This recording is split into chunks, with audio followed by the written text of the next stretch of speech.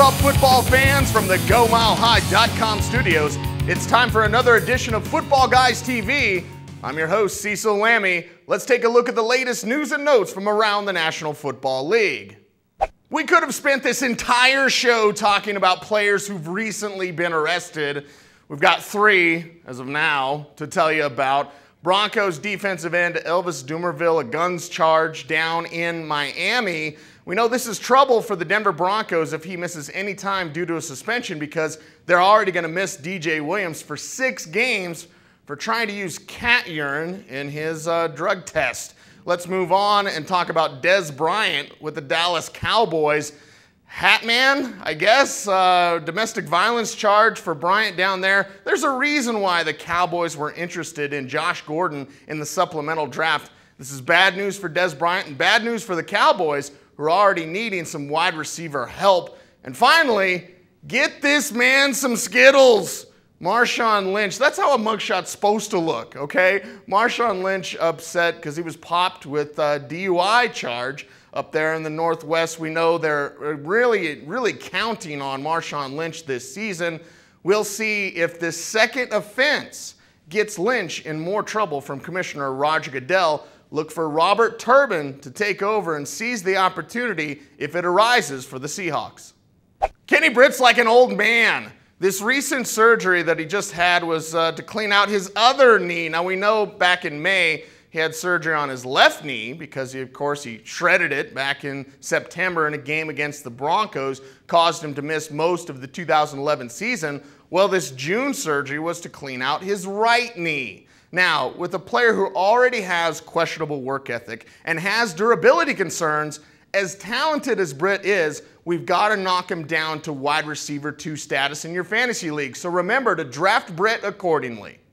The deadline to sign franchise players to long-term extensions has come and gone, and we've got some players that got big money deals. Drew Brees and the New Orleans Saints, this had to happen, okay? Brees getting that $100 million deal, $60 million guaranteed, and he's worth every penny. In the tumultuous offseason the Saints have had, it's going to be a calming effect to get Drew Brees back in that locker room. A very, very good move. A very good move for the Baltimore Ravens as they sign Ray Rice to his big money deal. Now, maybe not as much guaranteed money, $25 million in the first couple of years. Maybe not as much as Rice had anticipated, but this was an 11th hour deal with an hour remaining in the process. The Ravens and Rice hadn't yet come to an agreement, but they got it done. Ink's dry, and Ray Rice, no worries about a holdout there. And finally in Chicago, well, Matt Forte really didn't have any leverage with the Chicago Bears. So they signed him to a long-term extension. He gets his money, gets a little bit more security there with the Bears. But we have to remember now, without a holdout possibility for Forte, he becomes a top 10 fantasy running back. Yes, Michael Bush is there, but they're only going to use Bush in case of emergency, break glass. He's that type of guy to back up Forte. Now that we know Forte is going to play the full season, no worries about a holdout means draft Forte in the top 10 of your fantasy leagues.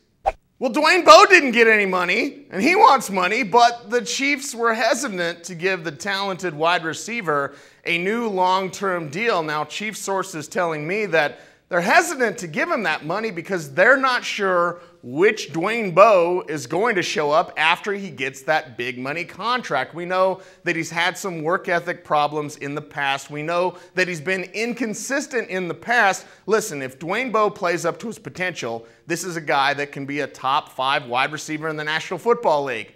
Really has yet to happen, and with the Chiefs drafting all these young wide receivers, well, this could be the final season that we see Bowe in KC. Now we move on to New England. Speaking of final season, well, Wes Welker is an aging slot receiver, and the Patriots weren't going to break the bank to sign Welker to a long-term extension. That's why he's going to play this season under the 1-year franchise tender, about $9.5 million. Oh, twist my arm. I got to make $9 million, says Welker. But with his age, and again, at that position, which isn't that important, you've got guys like Jeremy Ebert and Julian Edelman in a 2 tight end offense like this with Brandon Lloyd stretching the field. Well, that slot receiver, you can find talent somewhere else. So perhaps we're seeing the final year that Wes Welker is going to be with the Patriots. It's time for our Twitter question of the week. Hey, make sure you follow us on Twitter at Footballguys TV. This week's question comes in from @Jacobo Moses. What's up, dude? He says, hey, Shanahanigans at running back in Washington. Why would they pick up Alfred Morris when they've got Tim Hightower and Roy Halou and Evan Royster?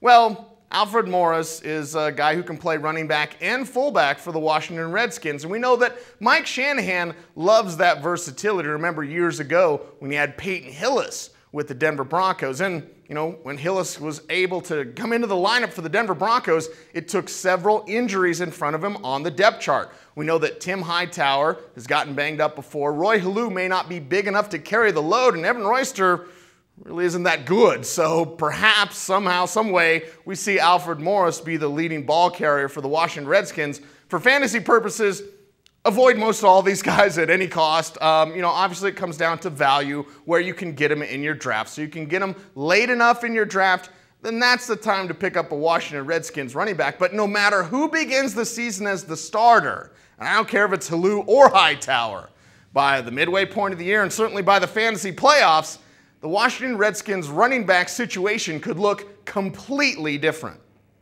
From the GoMileHigh.com studios, that's a wrap for this week's edition of Football Guys TV. Hey, I want to remind you to check out our free daily newsletter at footballguys.com every morning, right to your inbox, the latest news and notes from around the NFL with comments and opinions from footballguys.com. From my man Rob Wagner, man in the box, get back in that box. I'm Cecil Lammey saying thanks for watching, stay tuned, and stay frosty.